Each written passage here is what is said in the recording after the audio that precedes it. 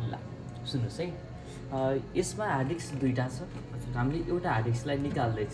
हामीले कम्प्युटरबाट हार्ड डिस्कलाई झिक्न पऱ्यो भने कसरी झिक्ने त होइन, कसरी डिस्कनेक्ट गर्ने हेरौँ है।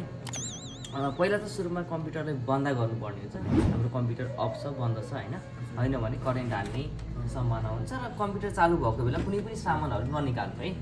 यसको फेरि विन्डोजमा समस्या हुन्छ। यो बटन छ नि, तपाईँहरूको अरू कम्प्युटरहरूमा यस्तो हुँदैन। फेरि हामीले किलाहरू निकाल्नु पर्ने हुन्छ पहिला। यसमा चाहिँ त्यस्तो केही पनि छैन।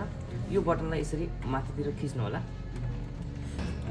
आयो यसरी यसलाई निकालिदिनु। ठिक, अब निकालिसकेपछि हाम्रो हार्ड डिस्क यहाँनिर छ नि, यहाँनिर छन् है। हामीसँग दुईवटा छ, एउटा एसएसडी कार्ड छ, एउटा चाहिँ हार्ड डिस्क छ। हार्ड डिस्क भनेको यो, एसएसडी कार्ड भनेको त्यही हार्ड डिस्कै काम गर्ने हो होइन। यसले अलिकति फास्ट गर्छ। मैले दुईवटा राखेको थिएँ। अब यस्तो भयो कि विन्डोज राख्दाखेरि दुईवटाको नाम मैले सेम राखेको कारणले गर्दाखेरि चाहिँ जुन यसको नाम र यसको नाम एउटै देखायो। एउटै देखाइसकेपछि मैले विन्डोज राख्दाखेरि चाहिँ कुनमा राख्नुपर्ने यसमा हो। त्यही भएर यसलाई निकालेपछि हामीले चिन्नु पर्दैन, यसमै विन्डोज जान्छ। त्यही भएर यसलाई हामीले निकाल्दैछौँ है। एसएसडी कार्डलाई चाहिँ यसमै राख्नेछौँ। त्यसपछि हार्ड डिस्कलाई के गर्नेछौँ, बाहिर निकाल्नेछौँ। बाहिर ननिकाले पनि यसको वायर छुटाउँदा भइहाल्यो, तर हामी बाहिर निकाली हेर्नेछौँ है। पहिला यसलाई यसरी निकालिदिउँ राम्रोसँग है, मजाले। फेरि भाँचियो भने फेरि गडबड हुन्छ। ल हाम्रो एउटा यो भयो। त्यसपछि चाहिँ यसलाई निकाल्नु पर्ने हुन्छ। त्यसपछि यसलाई यसरी निकालिदिउँ बिस्तारै। यसलाई यता राखिदिउँ। हामीले यसलाई मात्रै अहिले कनेक्ट गर्छौँ है। अनि विन्डोज राख्न पनि सिक्ने, विन्डोजलाई कसरी इन्स्टल गर्ने त्यो पनि सिकाउँ लागेको। राख्दिनु यसलाई।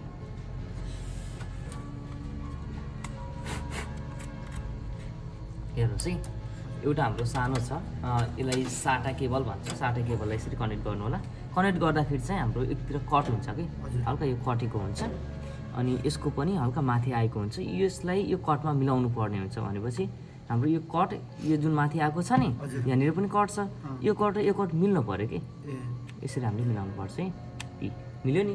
हामीले उल्टो राख्छौँ भने फेरि जान्न, गयो भने कहिले कसो भाँचिदिनु होला फेरि। अनि त्यही भएर टक्क मिलाउनु पऱ्यो। ल अनि त्यसपछि अब यसलाई पावर दिनुपर्ने हुन्छ। पावरको लागि यो चाहिँ हाम्रो पावर सप्लाईबाटै आएको है। यसलाई पनि यसरी कनेक्ट गरिदिनु। यसको पनि कट छ है, कट छ। अनि यता पनि कट छ।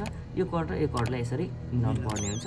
यसरी राख्नु। ठिक, अब यसलाई अब डबल टेप भएको भयो, यो यसरी सकिन्थ्यो, फरक पर्दैन। यताउता लग्ने होइन क्या, ट्याक्कै एकै ठाउँ राख्ने हो, फरक पर्दैन। अब त्यसपछि हामीले यसलाई चाहिँ पछि राख्छौँ है। पहिला विन्डोज यसमा इन्स्टल गर्छौँ, त्यसपछि पछि यसलाई कनेक्ट गर्छौँ है। भनेपछि एउटा कम्प्युटरमा दुईवटा हार्ड डिस्क पनि हामीले राख्न सक्ने रहेछौँ भनेर बुझ्नु। यसलाई हेर्नु होला, यो यता साइडमा छ है। नै नै नै, यसलाई राखिहालौँ। पछि एकैछिन हो, त्यस्तो किला बस्नु पर्ने छैन। लक लागे, यसलाई यसरी राखौँ।